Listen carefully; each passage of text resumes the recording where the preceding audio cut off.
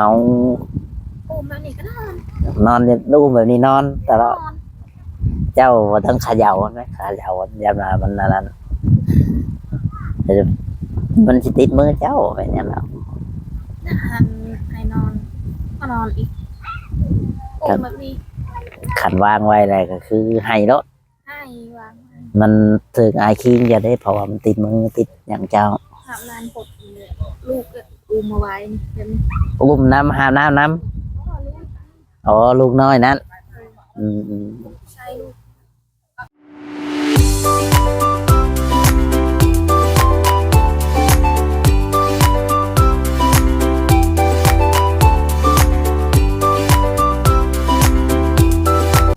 ใส่ลูกอุ้ม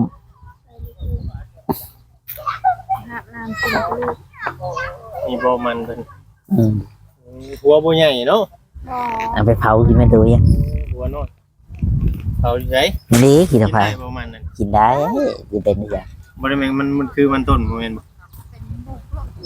กินได้อันนี้เป็นอย่างต้ม ไม่ ก็ ได้มันอีตัวนั้นก็ได้ มันนั่นมันต้นเฮาแต่เก่าอันมีบ่ ตัวขาวๆนี่มันว่านั่นเนี่ย มันต้นน่ะบ่มีแล้วล่ะบ่ มันอ ได้ ยากแข็งมันขาวนี่ อืม มันข้าวน้ำแข็ง ถ้าเป็นนี่เห็นบ่ อันนี้ ตัวนี้เนี่ยมันอยากเป็นคือมันต้นเนาะ เออ สีแดง เผากินแซ่บเลยมันต้นก็ยัง แซ่บ ๆเห็นบ่เห็นบ่ คล้ายๆอยู่เลยคล้ายมันต้น หัวบ่ใหญ่เนาะอยู่หินห้วยหินหยังตุ้งหัวสิใหญ่บ่ใหญ่เนาะ ใหญ่ เป็นน้ำพันธุ์มันเลย อืมเออดินเขาปลูกหลายเถื่อมันก็บ่ใหญ่กันมันหัก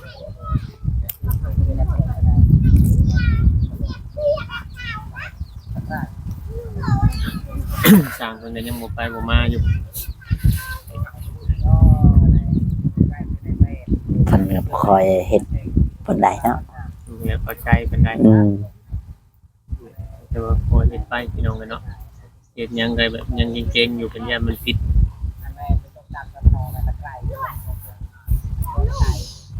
ไผเราจะสิบดแล้วดังไว้ ดังไว้มาฮะยังบ่มีของกินให้ช้างดังไว้ชื่อ ตั้งไฟไว้บ่ตั้งไว้แล้วมันง่ายมันเขามีเงี้ยวเคยเห็นโดด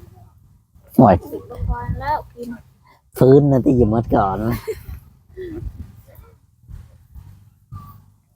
อยากของอยู่ของกินนี่แหละ อะไรเงี้ยอุ้ยกระปุกกระปูเจียวกินให้ช้างกิน จะไม่ใหญ่ได้เอาถ่าน นี่ได้ไปช้าง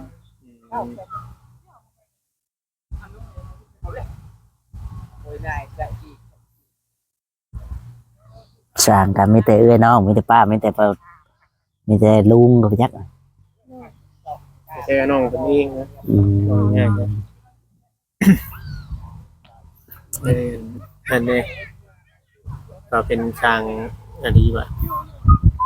เจ้าวัดโมนะมาช่างผู้คนเด้วัดว่าต้นเล็กคือว่าบ่เฮ็ดบ่ได้ว่าคือว่ายังกลับไปเฮ็ดเรียนเฉพาะวิไลอยู่เนาะ อืม คือกันเด้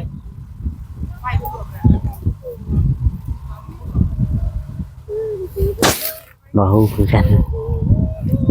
นิดน้ำคนยังบ่หมดน้ำนี่ก็ตก ลูกยาวนาลินน้ำมันมือคนเดียวก็ลินแบบนั้น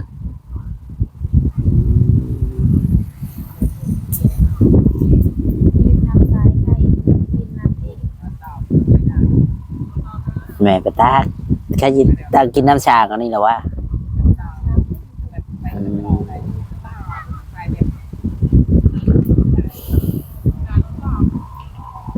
แล่นไปตัก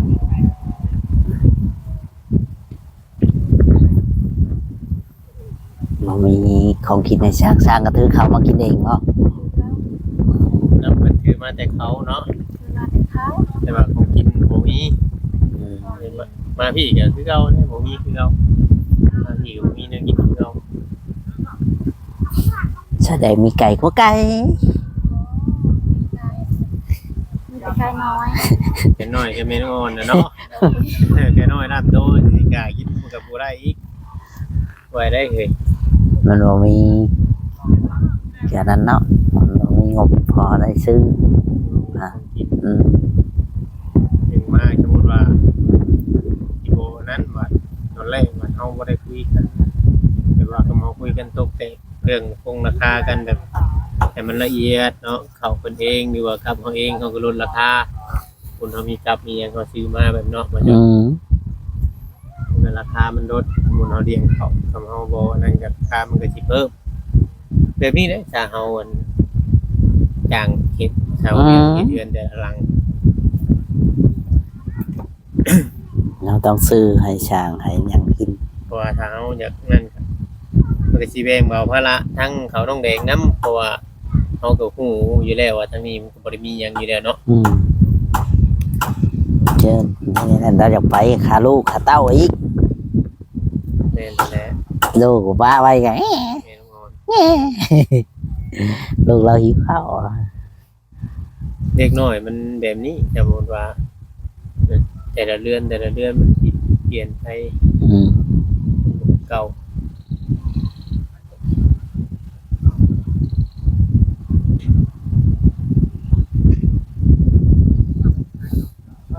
ช่วงนี้ชาวพรวิไลบ่ได้ออกมาหาบ่ มา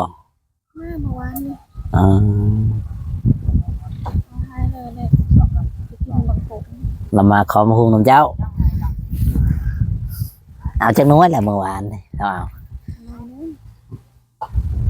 หน่วยหนึงกับมือเดียวเท่านั้น เดี๋ยว ลูก ลูกเราก็มาบ่ลูกเราก็ออกมาบ่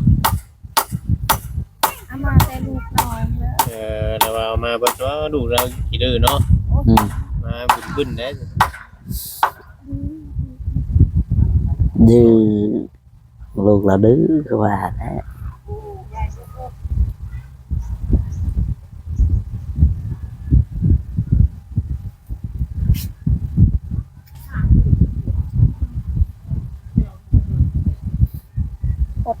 คอย6 มื้อเช้า6 มื้อเช้านี้ยังขดอยู่ ผัวผัวจะรู้ดีเขาจัดนี่เขาเด้อ พอแล้วเราหา6 มื้อนี้ อืม อาบน้ำคน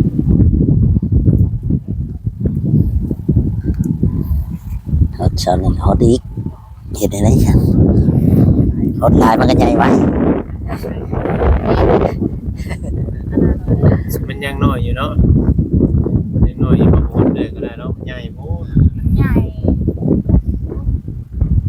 ใหญ่ฉันสิหามน้ำติ ยดน้ำมาพออีก เอาฮดบอล จะไปต่อบ่ได้บ่งวยขนาดนี้โอ้ตาย จะก็ไปต่อบ่ได้ให้น้องแดงขึ้นไปเห็ดต่อเพิ่นก็บ่เป็นเนาะถ้าว่าเพิ่น ทางที่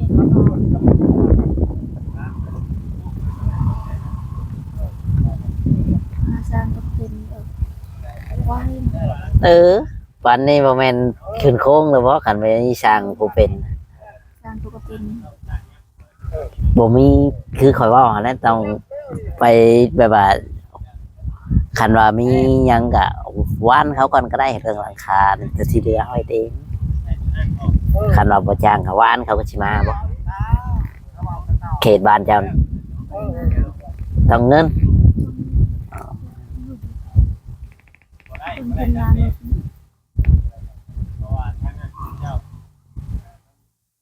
เพิ่นบ่ได้ก่อออกหรือบ่ทางหน้าหรือว่าจังได สร้างก็เป็น เอ้า นั้นจ้ะ อืมเพิ่นบ่ฮู้แล้วมันยากเด้ ยาก คันว่าเพิ่นฮู้เนาะโอ๊ยแป๊บเดียวมันปานนี้นะเพิ่นขึ้นโครงราคาแต่เช้าเฮาก็สิไปเว้าไปอันนั้นก็ห่วยก็บ่ได้อีก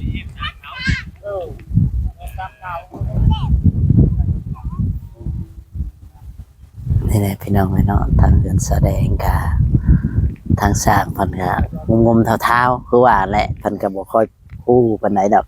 เพิ่นก็บ่แม่นช่างเนาะเพิ่นก็ช่วยลูกช่วยหลาน มันก็ตามแบบนั่นแหละคันว่าเพิ่นให้แบบใดๆก็ต้องเบิ่งแบบเป็น อย่างใดจ จะนำเรือแสดงพิษเอาอีกแล้วใช้เท่าที่ว่าวงโวนะไปใช้เราออกบ่เท่าที่ปะโวนะเราเป็นอย่างเราหาย พี่ก็มาซื้อตะปู เนี่ยเจ้าบ่บอกเวลาเบาเรามาก็บอกแล้วตอน ซื้อ30มาลาย เวลา เงินเจ้า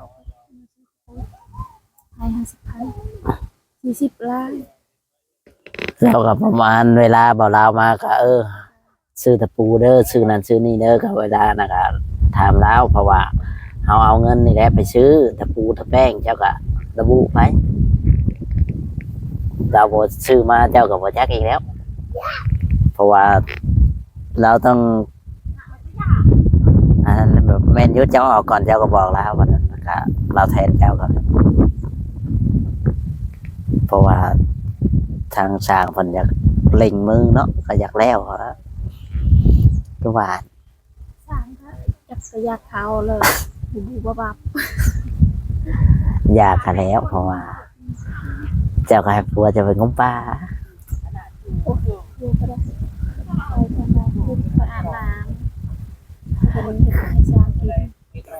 คือบ่ ตำมะขุ่มตำมะข้อนี่ คือบ่ถามกันได้กับผัวคือเห็นจะบ่เห็นคือพิษกันหายกันบ่นี่เลยนะบ่ยันว่าหายกันคือบ่ได้ปากน้ำกันปากน้ำกันนี่ว่าแต่ละเทื่อกันเลยยันว่าหายกัน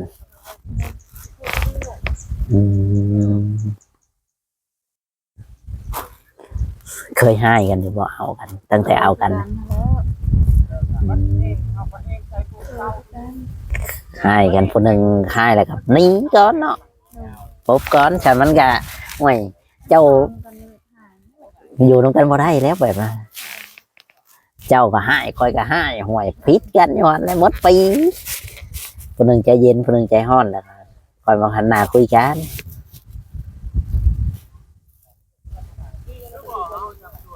นอนบนใจรักตาซื่อ เหนื่อยไปดังลูกน้อยนะคนน้อยพี่น้องแสดงเรียนลูกน้อยลูกน้อยปันกาจากเดือนสองเดือนแล้วบ่ฮอดแล้วบ่ฮอดแล้ววะแสดงว่าไม่ชื่อบ่ฮอดสองเดือนแล้วเขาว่า ๆยังเดือนหนึ่งแต่ เดือนเดือนหนึ่งในคอยว่าตั้งแต่บางเด้อตั้งแต่ฝนตกปูแม่นว่า เดือน11 อันนี้มันเดือน12แล้ว มันเป็นเดือนอันนั้นก็เป็นเดือนหนึ่งเลยนี่อ้าวแต่ว่าเป็นยังไงทำไมมันเป็นเดือน เจ้าได้ตั้งแต่เดือน10ผูกแม่นบ่เดือน10แล้วก็เดือน11อันนี้ก็เดือน12คันเดือนนั้นสกลเดือนวันทีเนี่ยก็เดือน12เดือนสกลก็เดือนหนึ่งเลยน่ะ2 เดือนเลยจะได้จับว่า เดือนยังมันโมเห็นทุนเลย เอ้าเด็กน้อย3 เดือนพุ่นแล้วยังเห็นหุง2 เดือนมันสิเห็นหุง ต้นนะ บ่เห็นต้อง3แล้วดาวแดงอย่าถามหยาจะไม่อย่ามาเสือคอยเดือนหน้าพวกอาจสิเห็น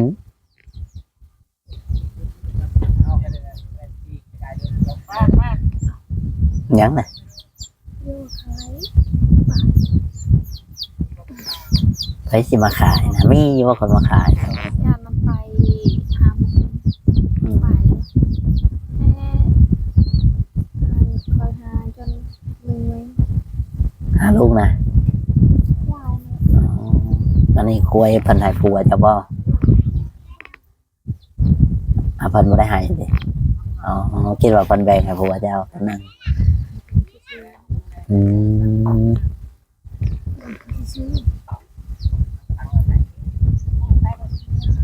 เราจะไปชื่อยังนะซื้อตะปู ซื้อมากินกูเขาซื้อมาไว้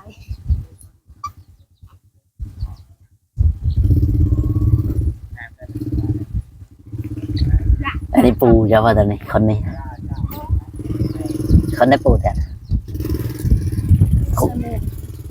โอ้ปูนวลในใช่หมวกชนนั่นบ่ตอนนี้คนนี้บ่แม่นบ่อ๋อ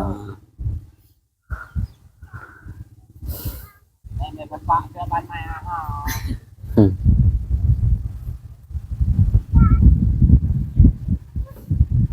เราก็จะกินเหล้า อืมหึ คนนั้นมันจะกินเหล้า จะกินเหล้าโอ้ย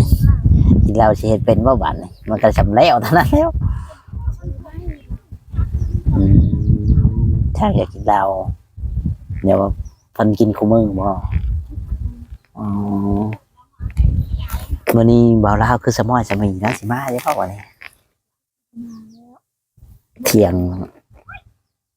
งครึ่งเลยเดี๋ยวว่าเรามาบ่ฮอดชีวิตแสดงนี่แหละเพิ่นก็เอาลูกเอา หลับเพราะมันนอนแค่ให้อุ้มจังหวะ คือกันบ่เลี้ยงลูกแต่ละคนหรือว่าแตกต่างกันแต่ละคน นี่ลูกนี่นอนจนอด อ๋อ อยาก ยันว่าคือกันเลี้ยงแต่ละคนคือกัน กินข้าวด้วย อืม นอนจนหมด บ่ได้ไปโรงเรียนบ่มื้อนี้นะ นอนเดี๋ยวมันลุกเดี๋ยวมันไม่ได้ลุก ให้ลูกลงที่อย่างที่เป็นอยู่ว่าเจ้าก็ได้ว่าเจ้าก็เคยไปโรงเรียนด้วยว่าเจ้า อ๋อ น้าที่น้น้อยไหนครับผม ไม่ได้ไป ผมเคยไปจักเทื่อว่าอะไรนี่เฮือนเจ้ามีไผไปนะในเฮือนเจ้านั้น ชาวพร เฉพาะผู้เดียว ชาวพรคนเดียว คนอื่นน่ะแล้ว แล้ว บ่ได้เข้าโรงเรียน ตกกา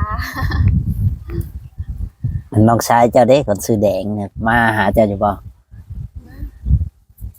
เราก็เว้านํเจ้าอยู่บ่ล่ะคือเห็นแล้วแบบคือสิบ่ปากบ่เว้านำไปซื่อ คนบปากว้าวว้าวขนาด ๆเว้าไปเห็นคือ แบบว่าย่านคนนี่หยังเห็นแล้วก้มหน้าก้มตา ยานเลยคนขนาดน้องเขา มาหาเจ้าก็ยังย่านเจ้าบ่ คนอยากคนออกคน อืม ทันเขาให้เงินใบเช้าหันแล้ว บ่จักเลย ซื้อหันซื้อนั่นซื้อนี่ให้เขาหมดเขาทอนให้1,000 2,000เอ้า อืม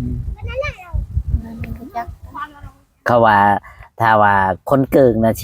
สิฉลาดก็ว่าคันว่าคันเราเก่งได้คันเราแบบปกติอ่ะนะเขาว่าเราสิฮู้จักกว่าคนฮู้จักคนซื้อกว่าคนซื้อแดงชาคอยเบิ่งแบบคนหั่นนะแบบคนซื้อคือแบบว่าเพิ่นเป็นมาแต่เกิดบ่หรือว่าทหารเป็น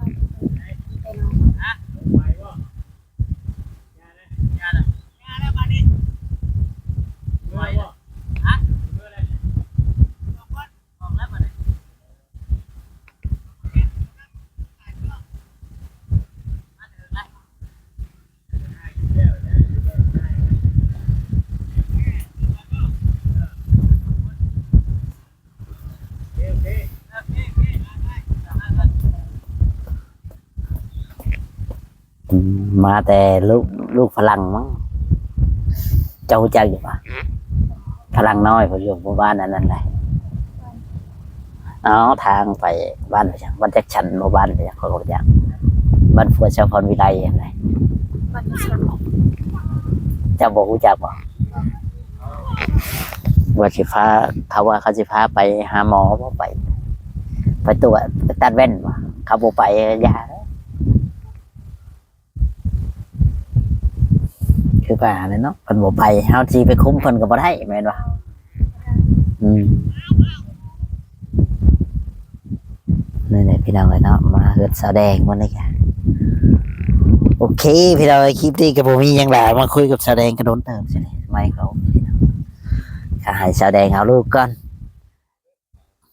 นี่แหละมาหาเพิ่นก็ ถ้า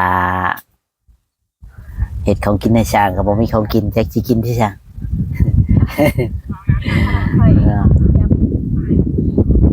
แต่ละมื้อได้กินข้าวยังเจ้านะ บ่ได้ กินไปได้ไปเรื่อยไป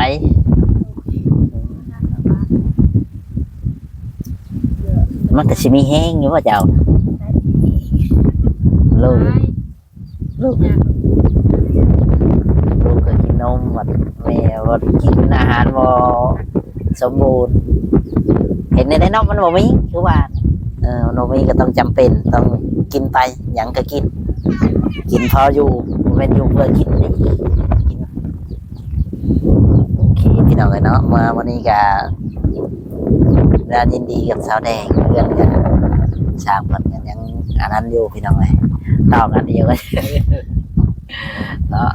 จบคลิปลงเพียงเท่านี้เด้อพ่อแม่พี่น้องถ้าผิดพลาดประการใดก็ขอโทษขออภัยนำแม่ๆ FC เนาะทุกท่านทุกคนถ้าว่า FC ท่านใดอยากช่วยเหลือทางสาวแดงก็ช่วยมาได้พ่อแม่พี่น้องเพราะว่าทางเฮือนในก็น่าจะยังบ่พอดอกพี่น้องงบประมาณเท่าไหร่คิดว่ายังขาดหลายอย่างอยู่ดอกแต่ว่าการให้ฉากมันค่อยเห็นไปโอเคพี่น้องเนาะจบคลิปเพียงเท่านี้นะสวัสดีสบายดี